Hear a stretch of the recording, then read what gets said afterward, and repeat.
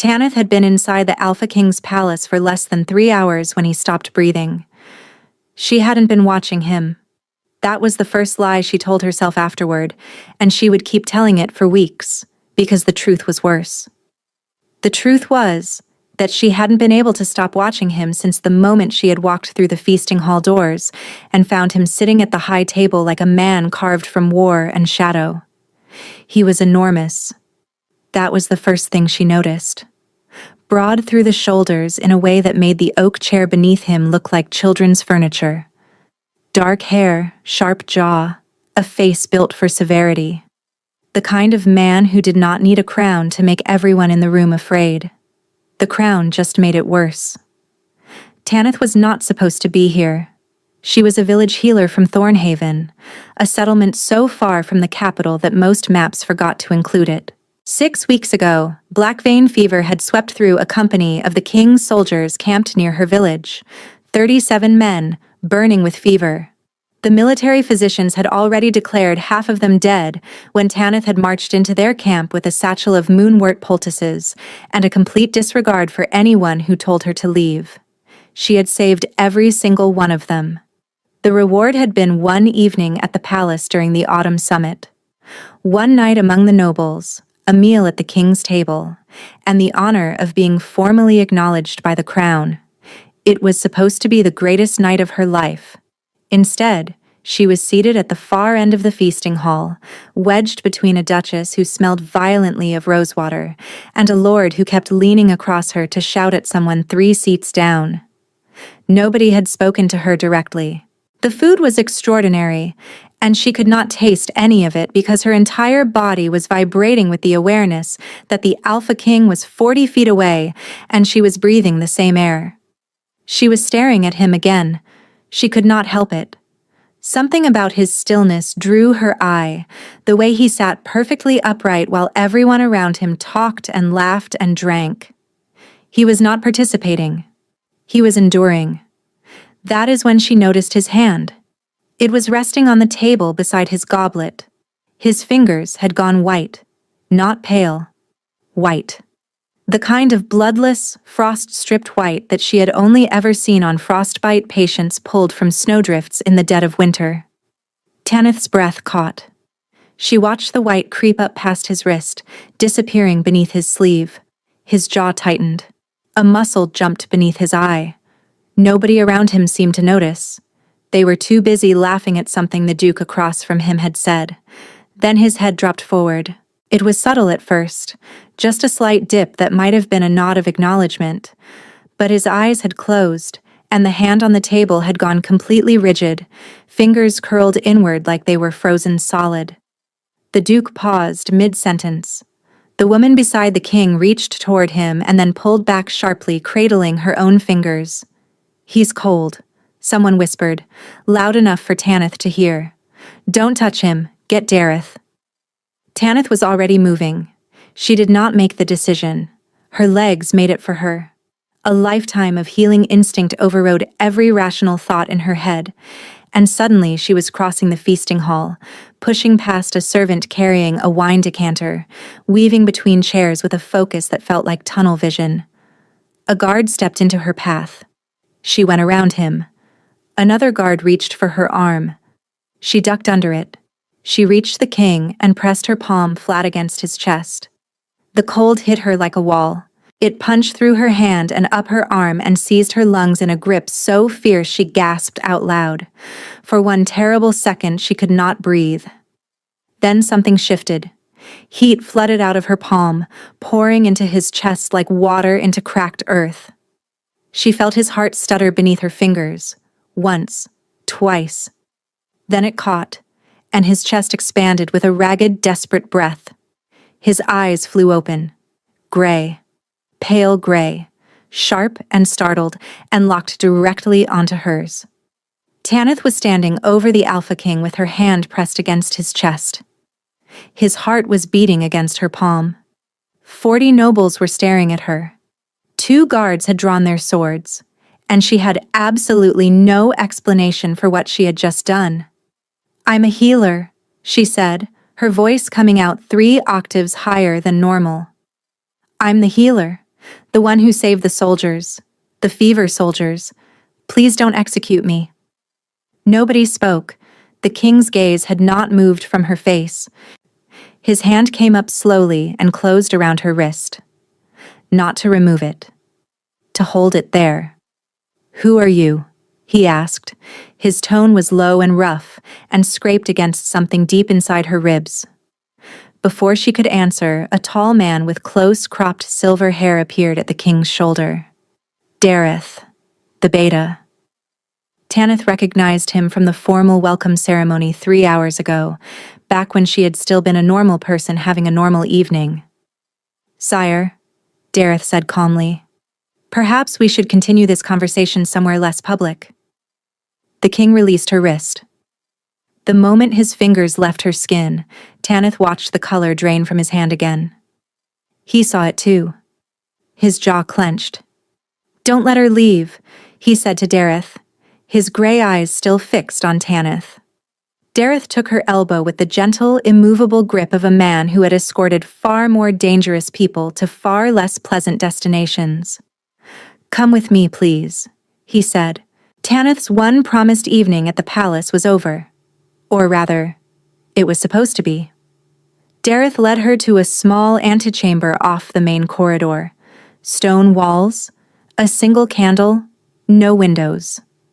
The kind of room where people received either very good news or very bad news, and the architecture strongly implied the latter. "Sit," Dareth said. Tanith sat. Her hands were trembling. She pressed them flat against her thighs and willed them to stop. "Am I in trouble?" she asked. "That depends," Dareth replied. "On what just happened." "I don't know what just happened," Tanith said honestly. "He was cold. I could see it from across the room.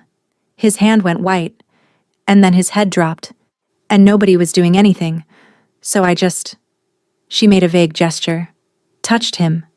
"You touched the king?" "Yes. Without permission."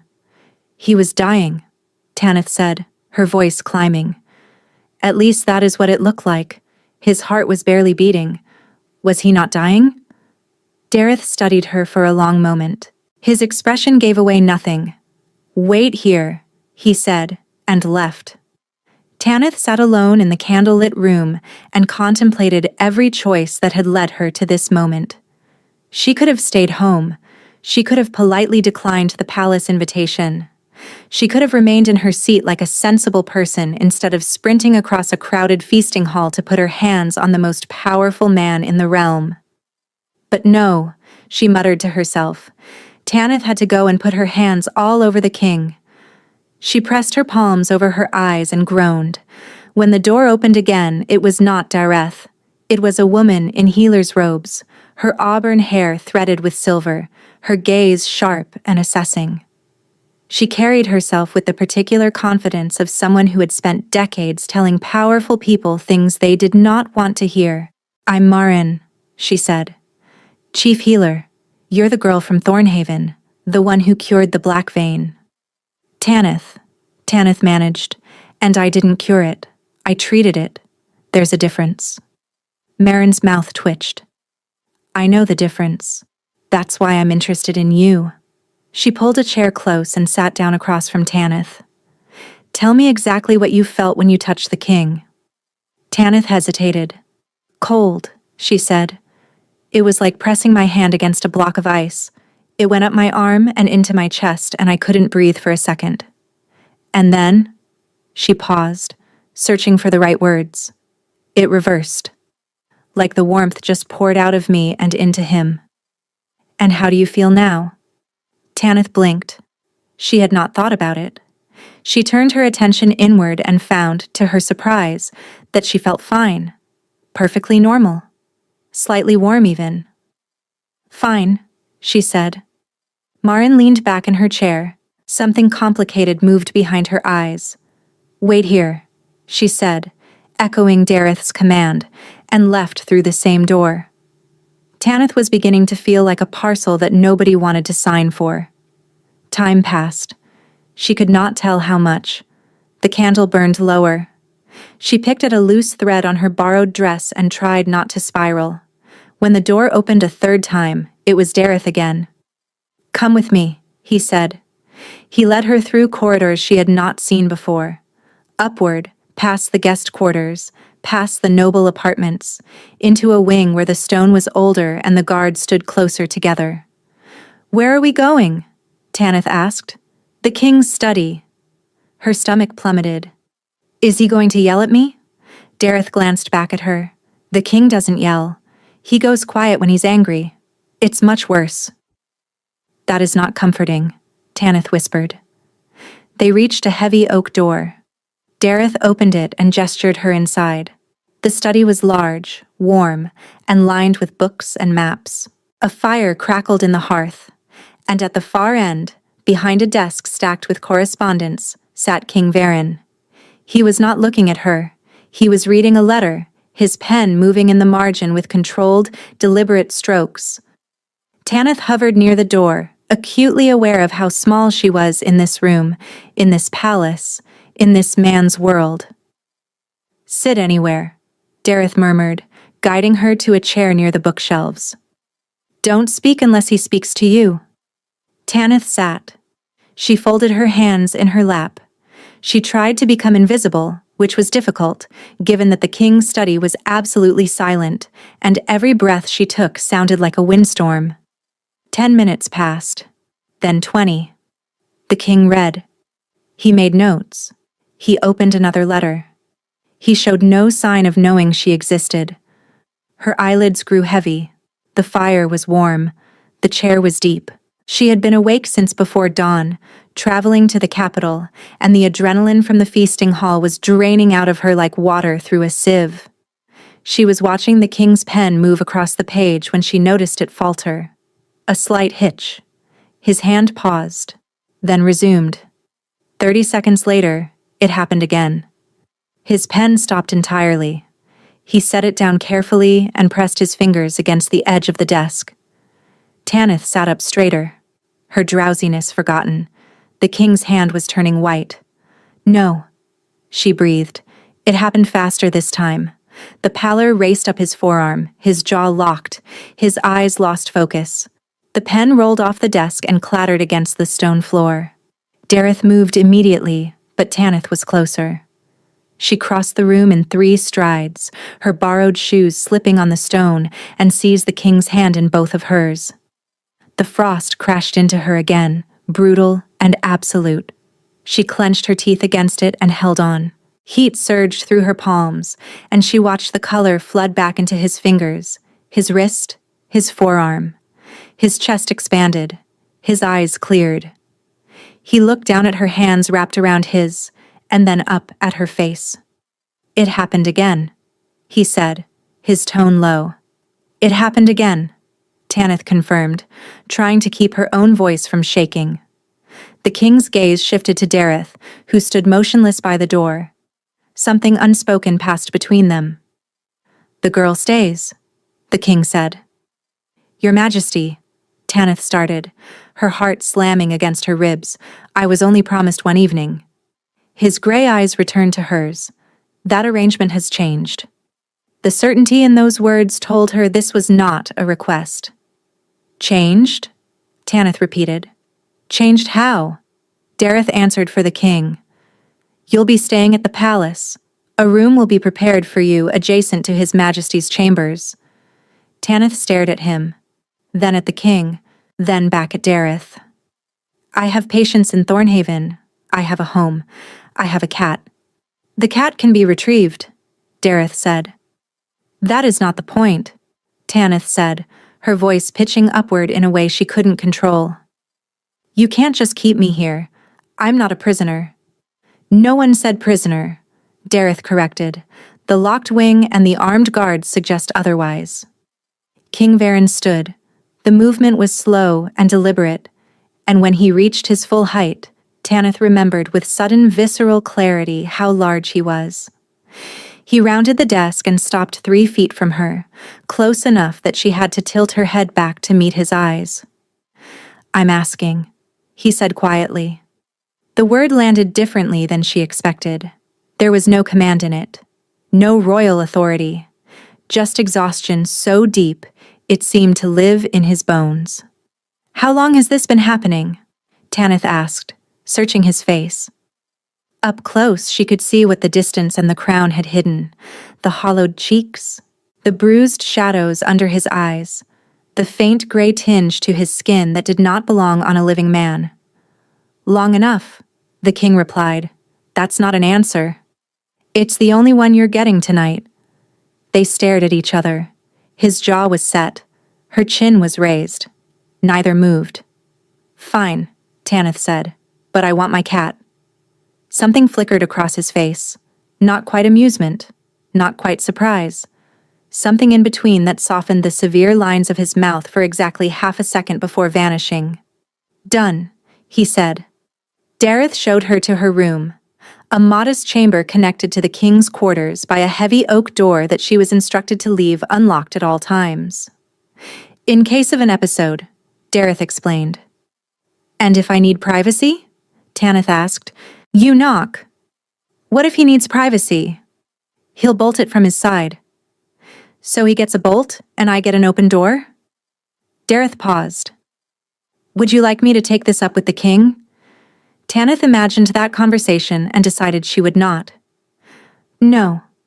She sat on the edge of the bed after Dareth left. The mattress was the softest thing she had ever touched. The sheets smelled of cedar and lavender. There was a window overlooking the palace gardens, and through it she could see the moon hanging low and heavy above the eastern wall. This was supposed to be temporary. One evening. A feast, a thank you, a story to tell back home. Instead, she was installed in the king's private wing with instructions to leave her door unlocked in case the most dangerous man in the realm started freezing to death in the middle of the night. A knock came from the connecting door. Tanith's pulse spiked. She smoothed her dress, crossed the room, and opened it. King Varen stood in the doorway in a loose linen shirt, his formal jacket gone, his hair slightly disheveled like he had been running his hands through it. Without the crown and the structured coat, he looked less like a king and more like a man who hadn't slept properly in a very long time. "The healer wants proximity tested overnight," he said, his tone clinical. "She believes your presence within a certain range may suppress the episodes during sleep." "Marin told you this?" "She's thorough." Tanith peered past him into his chambers. The room was vast, the bed enormous. She could see a low couch near the hearth, draped with a thick fur blanket. "I'll take the couch," she said quickly. "Obviously," the king replied, as though any other option had never crossed his mind. "Obviously," Tanith echoed, feeling her face heat for no reason she was willing to examine. She settled onto the couch with the fur blanket pulled up to her chin. The fire had been built high, and the room was warm. Too warm. She could hear the king across the room. The creak of the bed frame as he settled his weight. The slow exhale of a man who was bracing himself for another night of something terrible. "Do the episodes happen in your sleep?" she asked the darkness. A long pause. "Yes." "Every night?" Another pause. "Yes." Tanith pulled the blanket tighter. "Good night, Your Majesty." "Good night," he said, and the roughness in those two syllables did something complicated to her lungs that she firmly ignored. She lay awake listening to his breathing. It started controlled and measured, the deliberate rhythm of someone trying to will themselves into unconsciousness. Slowly, it deepened. The gaps between breaths grew longer. The tension she could feel radiating from across the room began to ease. He was falling asleep. Tanith closed her eyes and tried to follow him there. She was almost under when she heard it.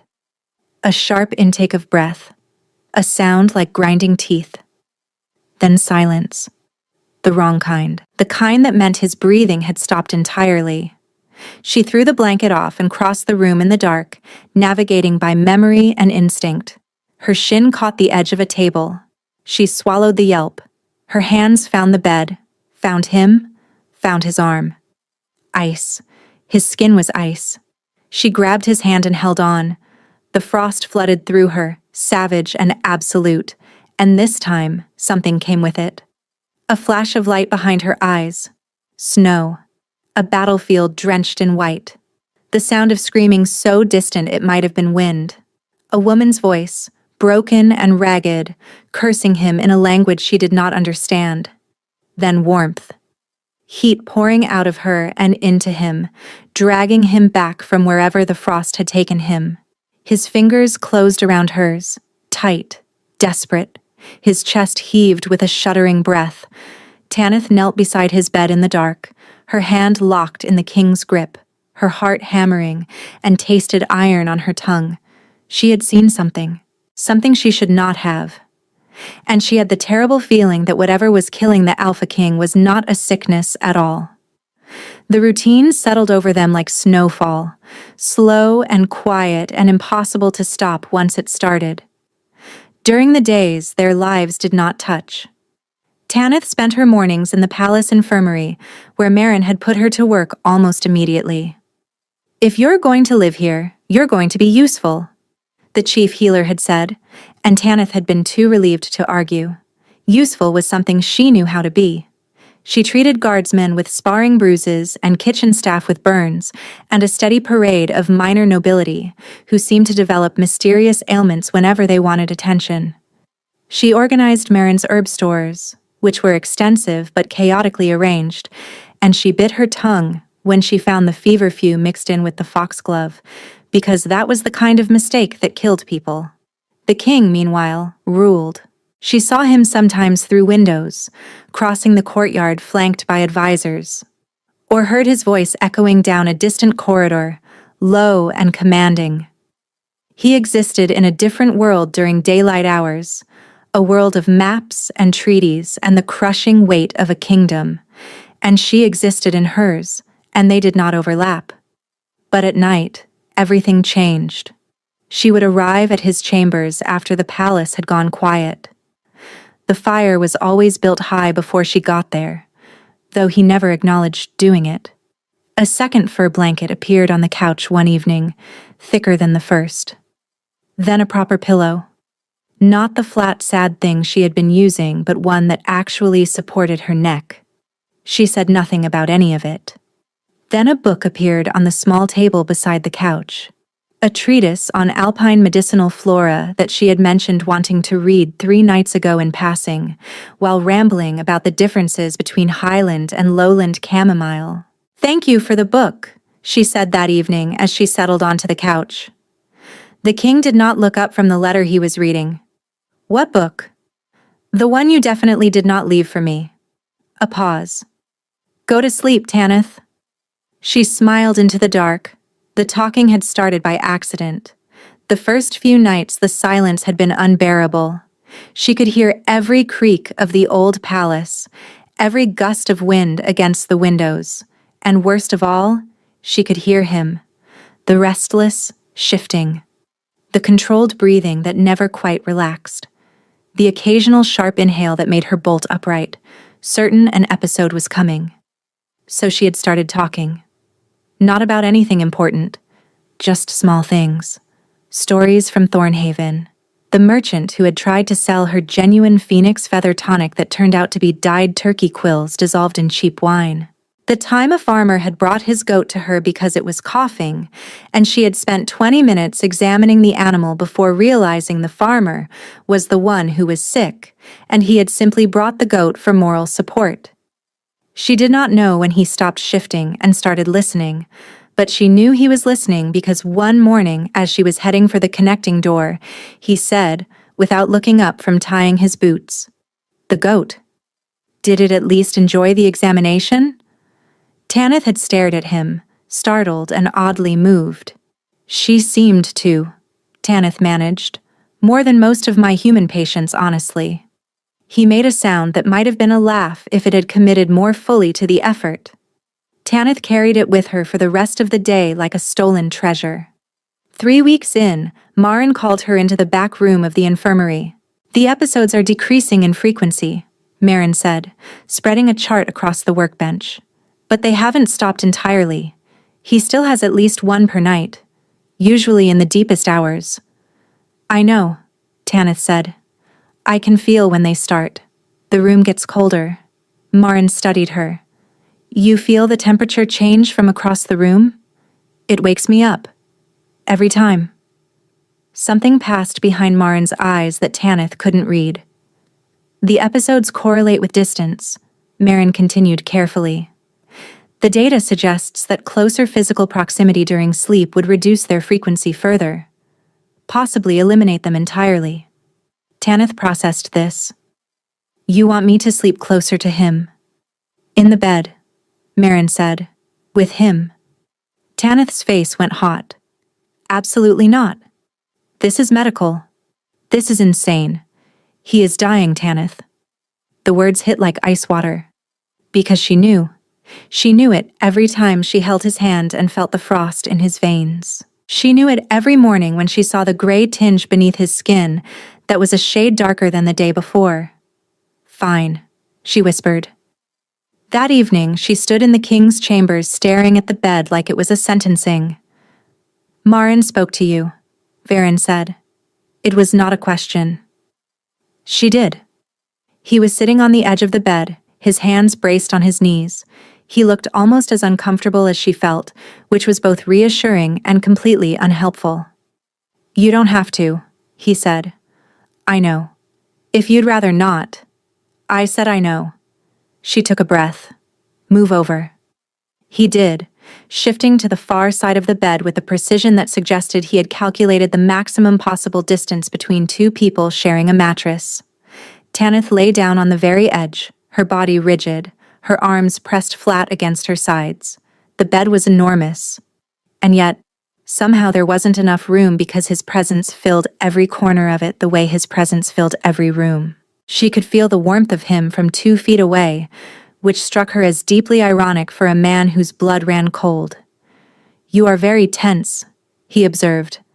I am lying in the Alpha King's bed. Tension seems appropriate.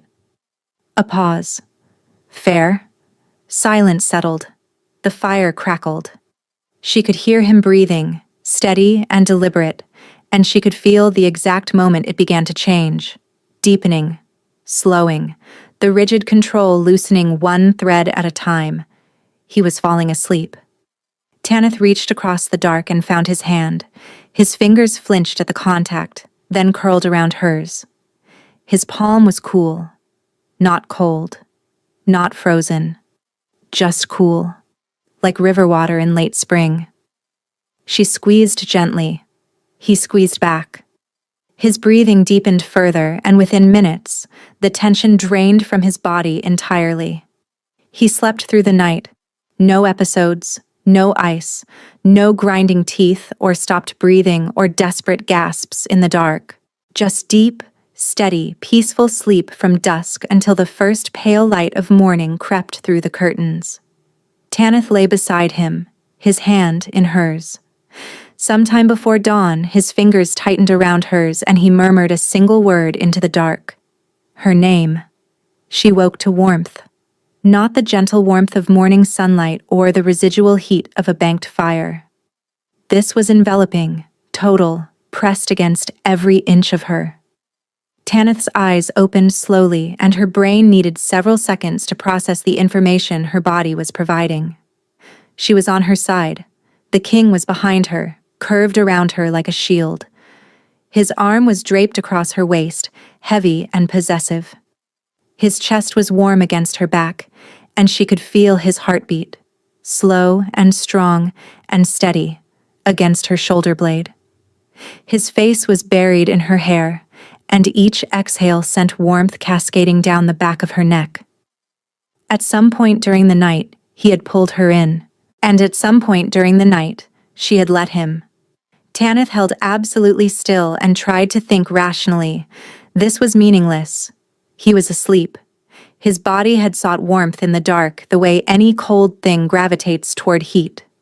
It was instinct, not intention, and she was a fool for the way her heart was hammering and her wolf was practically purring beneath her skin. Her wolf. That was new. 23 years of life. And her wolf had been a quiet, docile presence, barely noticeable. Now it was suddenly awake and alert, and straining toward the man behind her with a single-minded focus that bordered on obsessive. Tanith tried to shift away. His arm tightened. A low sound rumbled through his chest, something between a growl and a protest, and he pulled her closer, tucking her more firmly against him. She bit the inside of her cheek and stared at the far wall and tried very hard not to think about the fact that his arm had tightened around her waist, holding her close even in sleep. Then she felt him wake. It was instant. The moment consciousness returned, his entire body went rigid. She felt the hitch in his breathing, felt the precise second he realized where his arm was, where his face was, where she was.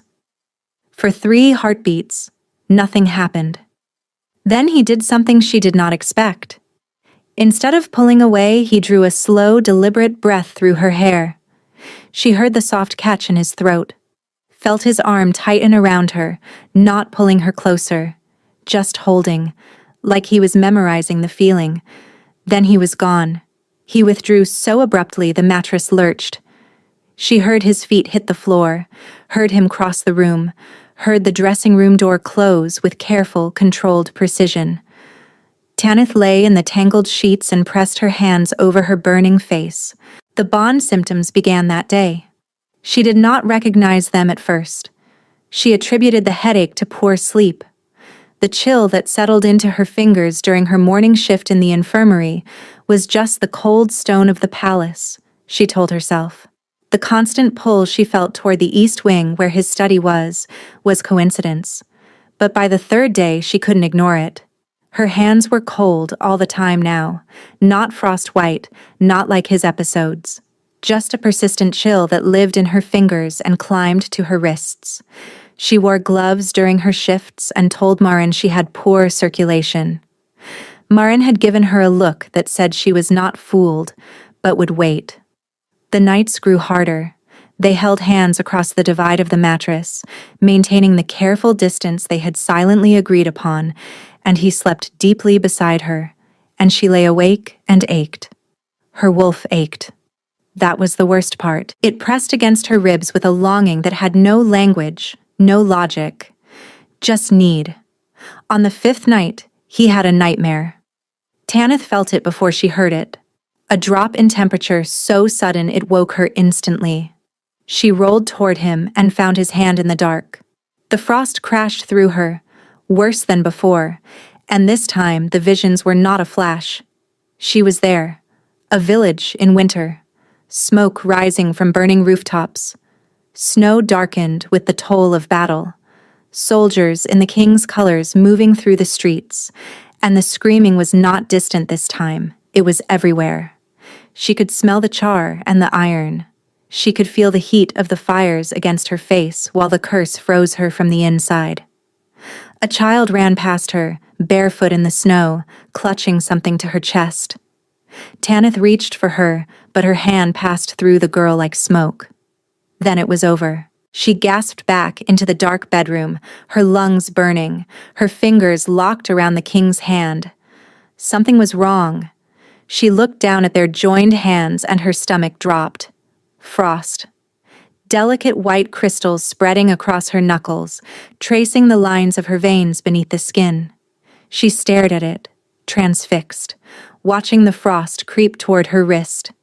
It took almost a full minute to fade, the crystals dissolving into dampness that evaporated against her skin. But for that minute, her hand had looked exactly like his during an episode. Tanith. She startled. The king was awake, sitting up in bed staring at her hand. The horror on his face was absolute. "It's nothing," she said quickly, pulling her hand behind her back. "Just condensation. The room is cold." "Don't lie to me." His words were raw. He reached for her wrist and turned her hand over, examining her fingers. The frost was gone, but the skin was still pale, still faintly blue at the nail beds. "It's transferring to you," he said, and the way he said it, quiet and certain and devastated, told her he had feared this all along. "We don't know that," Tanith began. "Go back to Thornhaven." She blinked. "What?" "Tonight."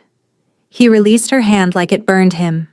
He stood and moved to the window, putting the maximum distance between them. "Pack your things. Dareth will arrange an escort." "You can't be serious." He refused to turn around. His shoulders were rigid. His hands gripped the window ledge, and even from across the room, she could see the white spreading across his knuckles. "It's an order," he said. "I'm not one of your soldiers." "Then consider it a request." He turned to face her, and the look in his eyes stopped her cold. It was not anger. It was terror. "Please, Tanith, please go." She opened her mouth to argue, but the desperation in his voice, the way it cracked on her name, stole every word she had. She left his chambers without another word. The door closed behind her, and she stood alone in her borrowed room, her cold fingers pressed against her heart, and felt the first crack form in something she had not realized she was building. He did not send her to Thornhaven. That would have required seeing her again, and the king, it seemed, had decided that looking at Tanith was no longer something he was willing to do. Instead, she was moved to guest quarters in the south wing. Clean and comfortable, and so far from his chambers that she might as well have been in a different kingdom. Dareth delivered the news with his usual measured calm. "It's temporary," the beta said, though his expression suggested he did not believe his own words. "How long?" Tanith asked. "Until the king decides otherwise." She wanted to scream. She wanted to march to his study and demand an explanation that made sense. But the frost was still in her memory, the crystal patterns spreading across her knuckles, and she could still see the terror in his eyes when he had looked at her hand. He was afraid, not of her, for her. That made it worse. The chill came for her on the second day. Not an episode, not the violent seizing freeze that gripped the king. This was subtler, a persistent ache that settled into her bones and refused to leave. She piled blankets on her bed. She wore 2 pairs of wool stockings. She sat so close to the fireplace that Marin scolded her for singeing her skirts. Nothing helped. By the 4th day, her fingers were blue at the tips. She hid them in her sleeves and blamed poor circulation. By the 6th day, the headaches returned, sharp and splitting, like something frozen was pressing against the inside of her skull. She caught glimpses of him, a tall figure crossing the far end of a corridor. A shadow at the window of his study when she crossed the courtyard. He was always moving away from her, always turning a corner before she could reach it, and the distance between them felt like a living thing that grew heavier with every hour. He looked worse. Even from afar she could see it. The gray in his skin had deepened. His movements had lost their fluid precision. He walked like a man carrying something enormous and invisible, and she wanted to help him carry it, and he wouldn't let her. The palace whispered. It always did. She heard fragments in corridors and stairwells. The king had 3 episodes during a single council meeting. The king's hands froze to a document, and the servants had to pour warm water over his fingers to free them. The king collapsed in the armory, and Dareth had to carry him to his chambers. Each rumor hit her like a fist. Her wolf was frantic now, not restless, frantic. It paced inside her with a desperation that made her physically nauseous. She couldn't eat. She couldn't sleep without dreaming of cold, endless cold, and a heartbeat slowing to silence. On the 7th day, Marin cornered her in the infirmary. "Show me your hands," the healer demanded. Tanith hesitated, then pulled her sleeves back. Marin took one look at the blue-tinged fingertips and the web of pale frost lines tracing her veins and let out a sharp breath. "How long?" Marin asked. "It started the day he sent me away." "And you didn't think to mention this?" "He doesn't want me near him, Marin. He thinks proximity is making it worse." "Being away from you is making everything worse," Marin snapped, "for both of you." But before Marin could say more, a bell rang from the upper corridors. 2 sharp notes, the signal for a council summons. Marin was needed upstairs. Tanith followed, drawn by an instinct she could no longer resist. They reached the council chamber corridor just as the doors opened. Advisors filed out, their faces tight with something between concern and fear. Through the gap in the doorway, Tanith saw him. Varen was standing at the head of the council table, one hand braced against the wood, his head bowed. His other hand hung at his side, and even from 20 feet away she could see the frost crawling up his fingers, the blue-white creeping past his wrist. His jaw was clenched so hard the tendons stood out in his neck.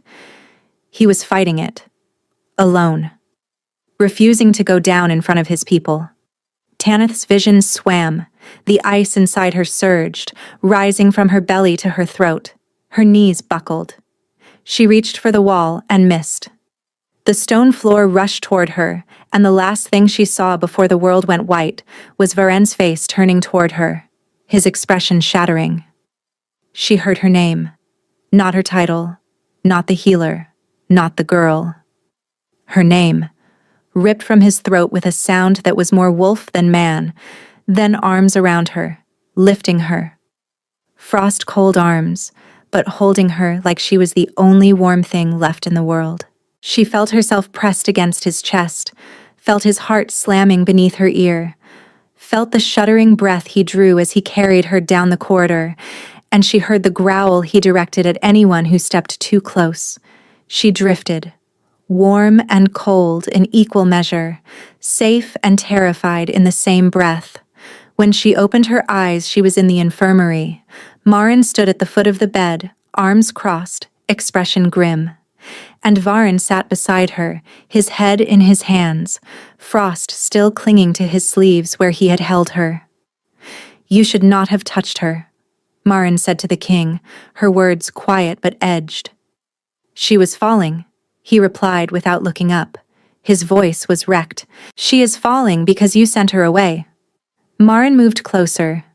"The cold you carry, she has been absorbing it every time she pulls you from an episode. It lives in her now. At close range, your bond counterbalances it, keeps it in check. But at a distance, it grows unchecked. You are not protecting her by pushing her away, Your Majesty. You are killing her." The silence that followed was the loudest sound Tanith had ever heard. "Tell me about the curse," Marin continued. "The truth this time, all of it." Varen did not move for a long time. Then he straightened. His face was composed, but his eyes were bloodshot, and his hands trembled in his lap. "Solveig," he said, "a winter witch from the Ashenmere borderlands. Her people raided our settlements for 2 seasons. We tried negotiation, we tried treaties. They killed our peace envoys." He stopped, swallowed. Her son led the final assault on Crestfall village.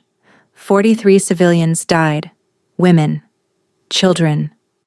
His words had gone flat, the way words go when the only alternative is breaking. "I led the counterattack. Her son died in the fighting. Solveig found me after.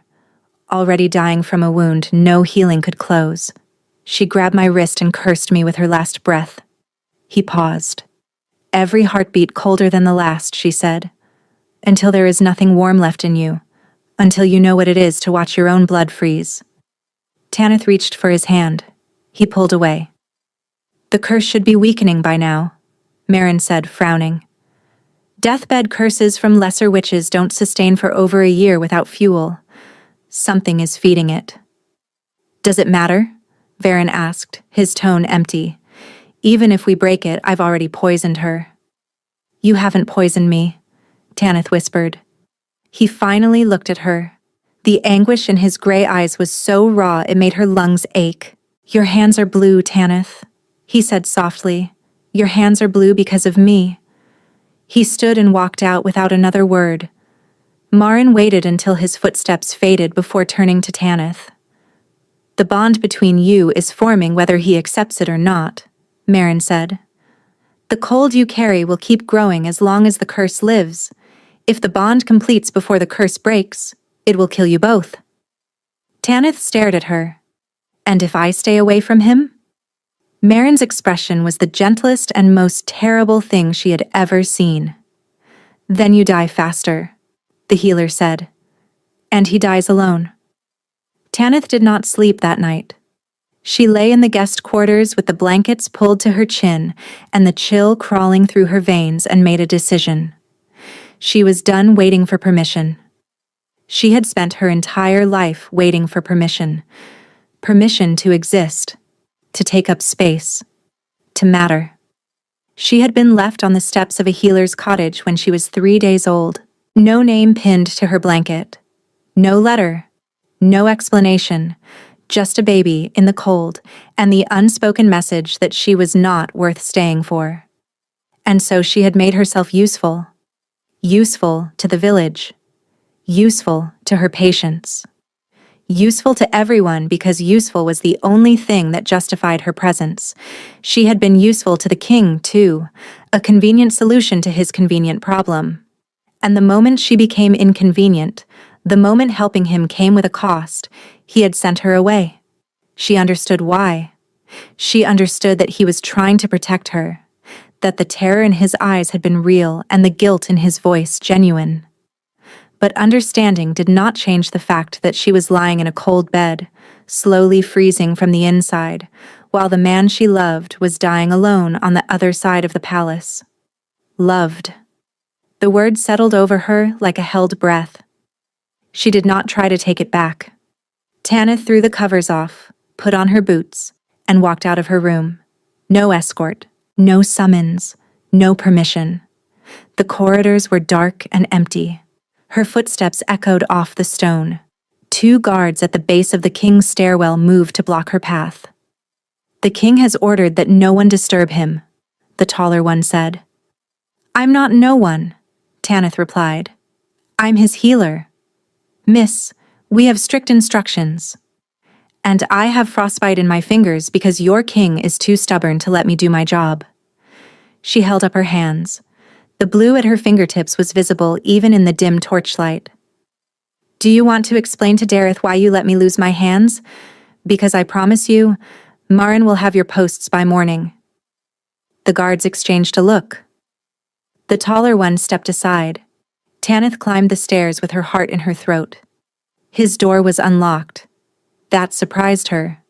She had expected bolts and barriers, some physical manifestation of the wall he had built between them. But the handle turned easily, and the door swung open onto darkness. The fire had burned to embers. The room was freezing, not palace in winter cold. Supernaturally cold. The kind of cold that made her breath crystallize in front of her face. Varn was sitting on the edge of his bed, his head bowed, his hands hanging between his knees. The frost covered his arms to the elbows. His shirt was stiff with ice, and he was shaking, fine tremors running through his massive frame, his body fighting a war it was slowly losing. "Tanith." He said her name without looking up, like he had sensed her the moment she crossed the threshold. "Go away." "No." He lifted his head. His eyes were bloodshot. His lips were tinged blue. He looked like a man standing at the edge of something vast and dark and final. "I can't keep you safe," he said. The words were barely a whisper. "I can't even keep myself alive. What kind of king can't protect one person? The kind who's too busy trying to carry everything alone." Tanith crossed the room and stopped in front of him. "It isn't safe for me to stay away. Marin told you that. The frost is in me now whether you like it or not. Pushing me away doesn't undo what's already happened. It just means we both freeze separately instead of staying warm together." "Tanith, I'm not leaving. You should. I don't care what I should do." Her voice cracked and she let it. "I care about what I need to do. And I need to be here. Not because I'm useful. Not because I'm your cure. But because every minute away from you feels like drowning in ice water and I cannot breathe. Varin. I cannot breathe without you." His name, not his title. She watched it land, watched the way his entire body flinched like she had struck him. "You used my name," he said, "because you're not just a king to me. You know that." He stared at her. The frost on his arms was receding, pulling back from the boundary of her warmth like a tide. "I know." he said, and his voice broke on the second word. I have known since the first night you held my hand in the dark, and I slept without dreaming for the first time in over a year. I have known since I woke with you in my arms, and it was the closest thing to peace I have ever felt. I know what you are to me, Tanith. That is exactly why I am terrified. She reached for his face, her cold fingers against his cold skin, and where they touched, warmth bloomed, spreading outward like dawn. Then be terrified with me, she whispered. But don't be terrified alone. He kissed her. Or she kissed him. It did not matter which, because the moment their mouths met, the ice shattered. Heat flooded between them, through them, a current of warmth so powerful it stole the breath from her lungs. His hands came up to cradle her face, tilting her exactly where he wanted her, and she felt the desperation in his grip, the months of restraint crumbling in a single instant. He pulled her close. She went willingly, her fingers tangling in his hair. He lifted her effortlessly and carried her to the bed, laying her down with a gentleness that contradicted the urgency in his kiss. She held on to him, needing his closeness, needing the warmth of him beside her. What followed was the most overwhelming moment of her life. The warmth between them built until it felt like the room itself was burning. When the bond snapped into place, it hit them both at once, a lock turning, a key finding home, and Tanith gasped as warmth flooded every cell of her body. He marked her. The bite at the curve of her neck sent a shockwave through the bond that she felt in her teeth. She marked him back, claiming him with equal ferocity, and his answering groan vibrated through her bones. The bond settled, golden and humming and complete. They lay tangled together afterward, his arm wrapped around her head on his chest. His heartbeat was steady, strong, warm. For the first time since the curse, his skin was warm. Stay, he murmured against her hair. Always, she whispered. They fell asleep wrapped around each other, and the world was quiet, and the frost was gone. Tanith opened her eyes and tasted ice. The world was white. Not fog. Ice. Everything was encased in it. The trees, the ground, the sky itself seemed frozen, a pale expanse of nothing that stretched in every direction. The air was so cold it burned her lungs with every breath. Tanith stood barefoot on frozen ground and knew exactly where she was. His prison. The place the curse dragged him to every night. The place he had been fighting alone for over a year. She had seen flashes of it through his nightmares, but this was different. The bond was complete now, and she was not catching fragments. She was standing inside it. "Varen," she called. Her voice cracked against the frozen air and fell dead at her feet. No echo, no resonance. The ice swallowed sound the way it swallowed everything. She found him at the center of a frozen lake. He was on his knees, his hands flat against the surface, staring downward. And beneath the ice, preserved in perfect, terrible clarity, were the dead. Hundreds of them. Soldiers and civilians, wolves and humans, frozen mid-expression. Some with their mouths open in silent screams, some with their eyes closed, almost peaceful, some reaching upward, their hands pressed against the underside of the ice like they were trying to break through. Tanith's stomach heaved. She pressed her hand over her mouth and forced herself forward. The ice beneath her bare feet was smooth and impossibly cold, and with every step she could feel faces beneath her, eyes staring up through the frozen surface. "Varen." She knelt beside him. "We need to leave." He did not respond. His eyes were fixed on the ice beneath his hands. She followed his gaze and her breath stopped. A girl, small, maybe 7 or 8 years old, barefoot, clutching a cloth doll to her chest.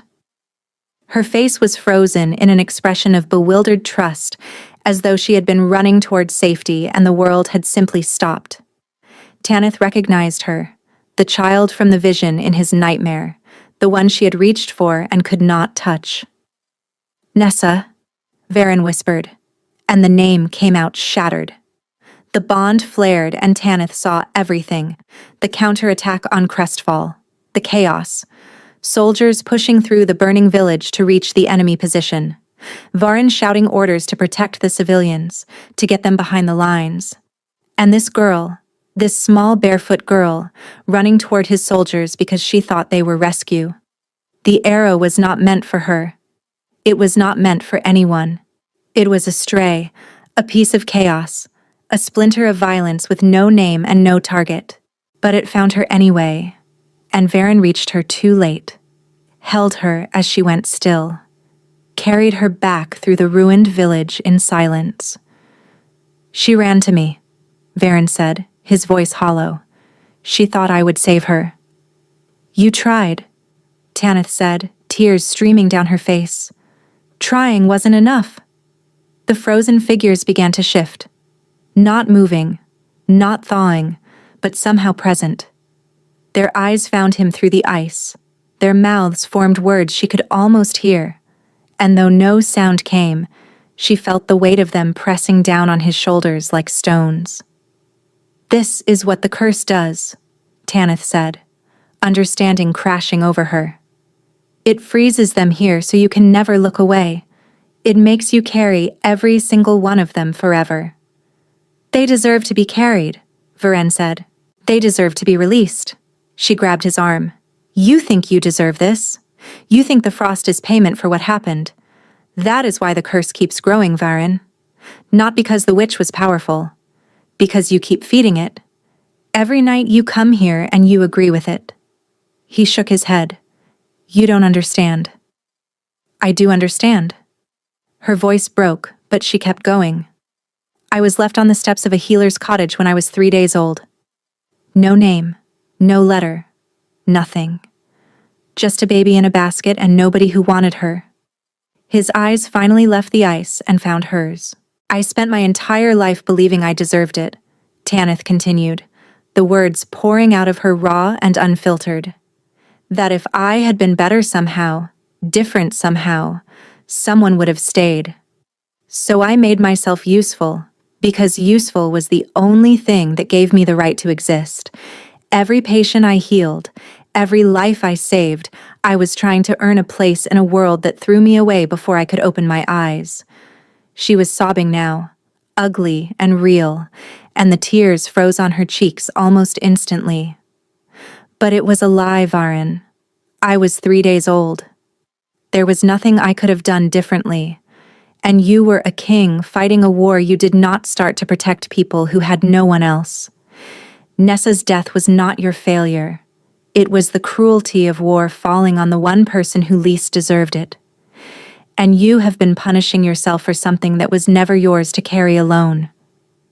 The ice beneath them groaned, a long, deep sound like the earth itself was shifting. Let them go, Tanith said, gripping his hands. Let them rest. Let yourself rest. You are allowed to put this down. Varen stared at her. The rawness in his face was almost unbearable. He looked down at the frozen girl beneath the ice, his hand pressed flat against the surface above her face. I'm sorry, he whispered. I'm sorry I couldn't reach you in time. I'm sorry for all of it. The crack started small, a single line, thin as a hair, radiating outward from his palm. Then another, and another. The frozen lake began to fracture, splitting into a web of golden light as warmth, real warmth, fierce and alive, poured through the cracks from below. The dead began to thaw, not violently, gently. The ice around them dissolved into light, and one by one they rose.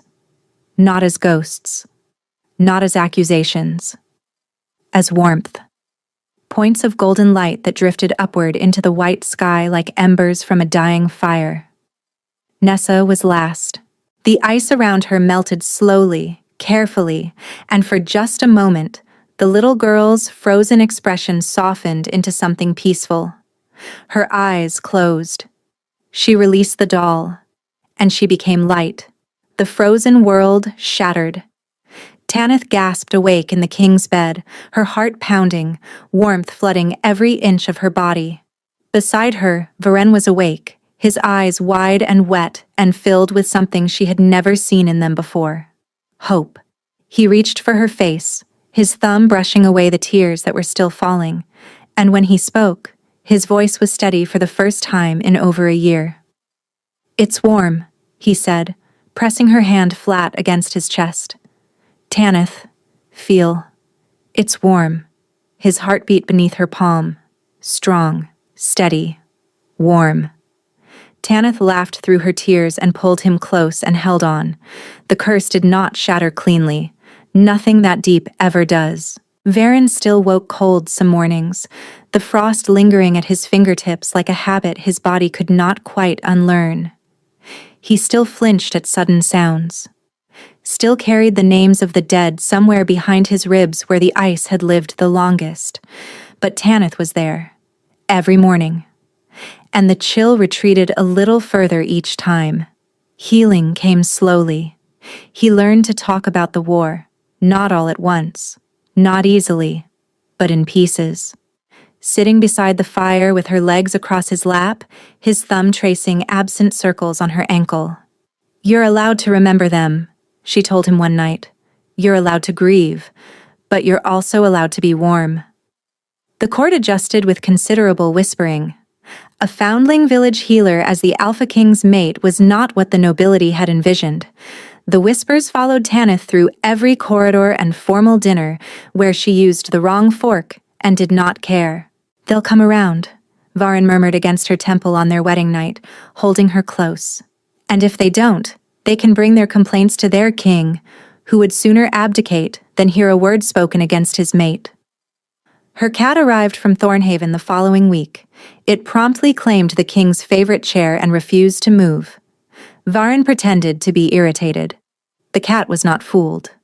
Months later, on a quiet morning in late spring, Tanith woke to pale sunlight and birdsong through the open window. Varen was still asleep beside her. His face was peaceful. His breathing was deep and even. His skin was warm beneath the sheets, and his hand rested over hers on the pillow between them. No frost, no cold, no frozen world waiting beneath his eyelids. Tanith pressed her palm gently against his chest, the same place she had first touched him in a crowded feasting hall, terrified and desperate and certain she was about to be executed. She smiled, closed her eyes, and let the warmth carry her back to sleep. Thank you so much for listening. I will see you very soon for the next one.